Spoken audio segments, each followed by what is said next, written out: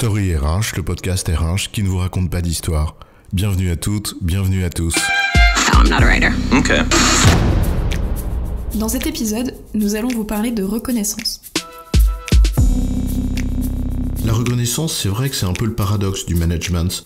Les gens aimeraient qu'on récompense leurs efforts, là où finalement l'entreprise récompense des résultats. Il y a des comptes de résultats, mais il n'y a pas de compte d'efforts. Je reconnais que tu as raison. Mais pour autant, faut-il alors s'affranchir de reconnaître les efforts des gens ? Qu'est-ce qu'on peut reconnaître ? C'est quoi la reconnaissance ? C'est quoi l'histoire ? Si l'entreprise se nourrit de résultats, alors la première chose qu'on peut reconnaître chez quelqu'un, ce sont précisément ses résultats.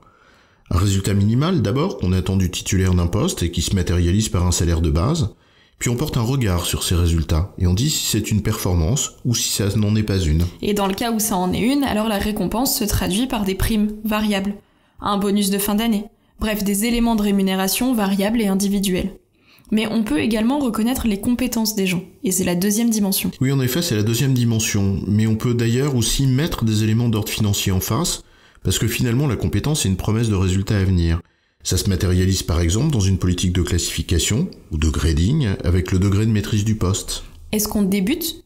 Est-ce qu'on occupe, maîtrise ou domine le poste ? Et cela détermine le positionnement de la personne dans la classe de rémunération de son poste. Exactement. Mais on le disait au début, les gens attendent aussi qu'on reconnaisse leurs efforts. Et c'est humain. Pour autant, l'entreprise peut pas rémunérer quelqu'un qui fait des efforts sans obtenir de résultats. Oui, mais ce n'est pas une raison pour s'affranchir de cette troisième dimension. C'est même essentiel de reconnaître les efforts, l'implication, etc. Et si l'on ne met pas en face du sonnant et du trébuchant, il y a quand même plein d'autres leviers d'ordre immatériel.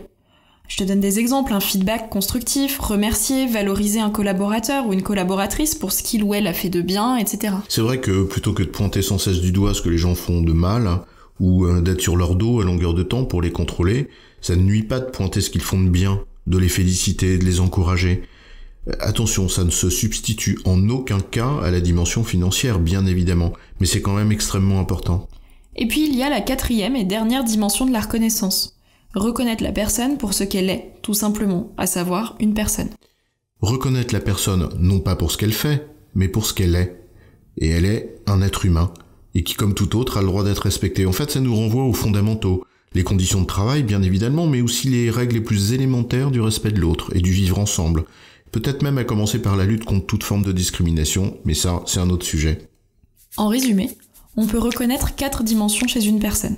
Ses résultats, ses compétences, ses efforts et la personne elle-même en tant que telle. Les deux premiers, les résultats et les compétences, peuvent faire l'objet d'une reconnaissance d'ordre financier, là où les deux derniers, les efforts et la personne, relèvent d'une reconnaissance de nature non financière. J'ai bon, chef ? Oui, je reconnais que tu as raison, mais on va pas en faire toute une histoire.